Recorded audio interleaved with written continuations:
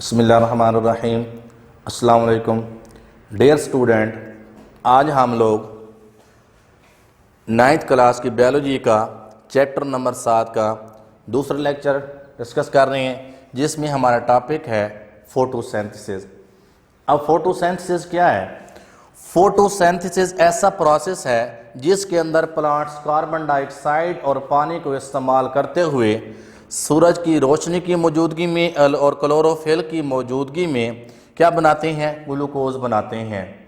और उसके साथ साथ ऑक्सीजन पैदा होती है, जो हमारे पास एक बाई प्रोडक्ट है। अब बाई प्रोडक्ट क्या होता है? बाई प्रोडक्ट कहते हैं ऐसी चीज जो हमारी मेन प्रोडक्ट के साथ एक इजाफी पैदा हो, उससे कहते हैं बाई प्रोडक्ट। जो ये oxygen as a byproduct पैदा होती है, ये फिजा में चली जाती है, जिसको जानदार सांस लेने के लिए इस्तेमाल करते हैं। और उसके अलावा ये ऑक्सीजन जो है ना, ये सेलुलर रेस्पिरेशन के अंदर ग्लूकोज की ब्रेक डाउन के लिए भी इस्तेमाल होती है। अगर हम देखें इसकी इक्वेशन देखें फोटोसिंथेसिस की, इसमें कार्बन डाइऑक्साइड और वाटर मिल रहे हैं। क्या बन रहा है? ग्लूकोज बन रहा है, और साथ ही ऑक्सीजन बन रही है, और साथ ही वाटर बन रहा है। ये जो कार्बन डाइऑक्साइड और वाटर है, ये हमारे पास रॉ मटेरियल है फोटोसिंथेसिस के लिए। अब रॉ मटेरियल क्या होता है? कोई भी ऐसी चीज जो हमारा मेन प्रोडक्ट बनाने के लिए इस्तेमाल होती है, उसे कहते हैं रॉ मटेरियल। अब आते हैं हमारे पास ये जो रॉ मटेरियल है, कार्बन डाइऑक्साइड और वाटर है, ये प्लांट के अंदर इंटर किस तरह होता है? Intake of carbon dioxide and water in the plants. जो हमारे पास ये कार्बन डाइऑक्साइड है, ये इंटर होती है थ्रू द स्टोमेटा। किसके जरिए? Through the stomata.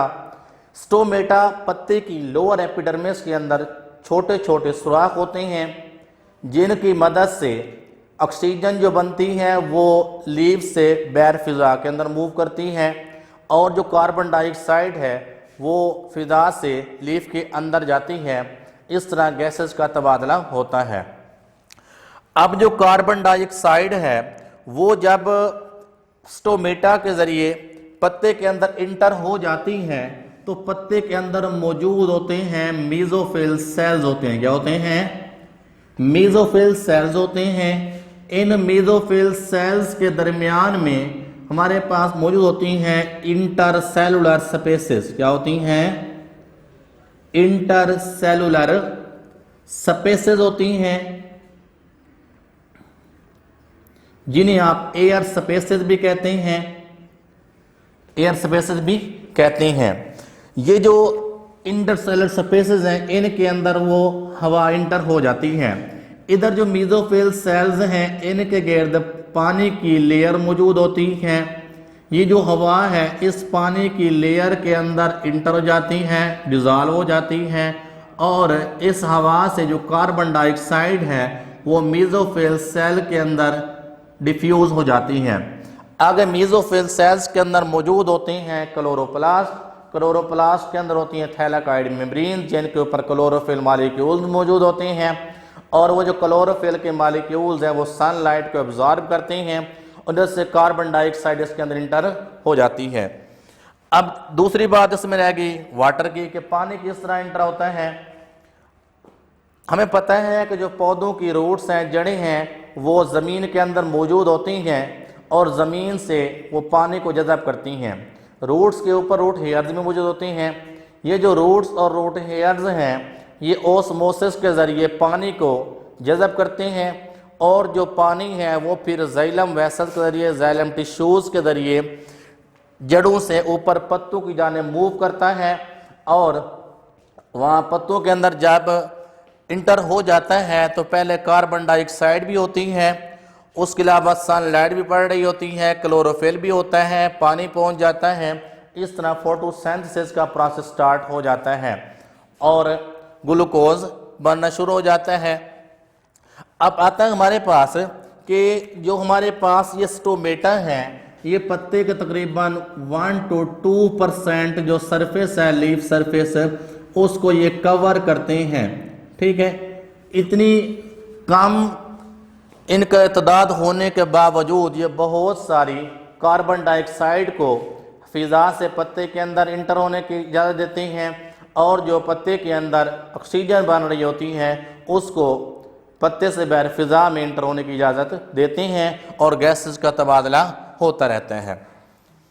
इसके साथ स्टूडेंट आगे अगर हम देखें मैकेनिज्म ऑफ फोटोसिंथेसिस देखें तो जो फोटोसिंथेसिस का मैकेनिज्म है इसको दो हिस्सों में डिवाइड किया गया, दो पार्ट्स में, जिनमें एक हमारे पास है लाइट रिएक्शन,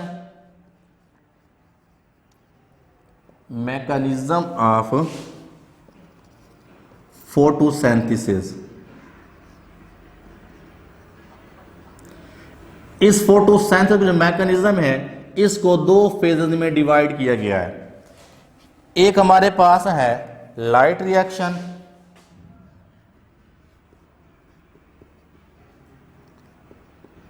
और दूसरा है हमारे पास dark reaction.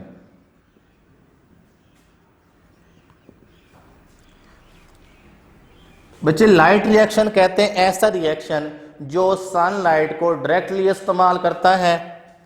We use sunlight directly. और जो डार्क रिएक्शन है ये सनलाइट को डायरेक्टली इस्तेमाल नहीं करता, does not use sunlight directly. अब जो ये जो लाइट रिएक्शन है ये सनलाइट को इस्तेमाल करता है डायरेक्टली, इसलिए हम नाम देते हैं लाइट रिएक्शन को, लाइट रिएक्शन का नाम देते हैं। अब ये जो मेरे पास लाइट रिएक्शन ये कहाँ वाक़ होता है, ये क्लोरोप्लास्ट के अंदर जो क्लोरोथैलेकाइड मेम्ब्रेन है उसके ऊपर चूंकि क्लोरोफिल्स मौजूद होते हैं, इसलिए जो ये लाइट रिएक्शन है ये कहाँ वाक़ होता है, ऑन द थैलेकाइड मेम्ब्रेन। किसके ऊपर? थैलेकाइड मेम्ब्रेन के ऊपर ये वाक़या होता है। इस लाइट रिएक्शन के अंदर क्या क्या बनता है? इसके अंदर बनता है हमारे पास एटीपी एंड NADPH। NADPH ये जो दो कंपाउंड हैं एटीपी और NADPH, ये आगे इस्तेमाल होते हैं किसके अंदर? डार्क रिएक्शन के अंदर। क्योंकि जो एटीपी है ये सेल की एनर्जी करेंसी है और जो NADPH है ये आगे डार्क रिएक्शन के अंदर रिड्यूसिंग पावर प्रोवाइड करता है, जिससे कार्बन डाइऑक्साइड रिड्यूस होकर ग्लूकोज बना देती है। अब जो ये हमारे पास एटीपी और NADPH ये लाइट रिएक्शन में बने हैं, ये आगे जाके हमारे पास used in dark reaction. Dark reaction क्या इस्तेमाल होते हैं? ATP and NADPH।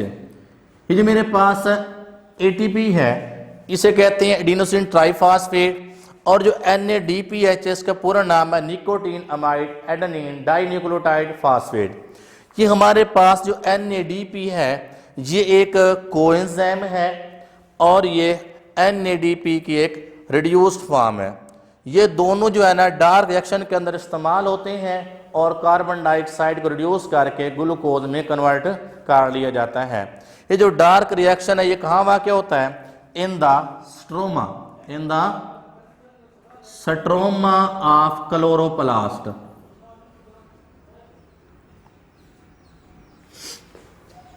ठीक है बच्चे, आज के लिए इतने काफ़ी हैं और मिलती हैं नेक्स्ट लेक्चर में। अल्लाह हाफिज़।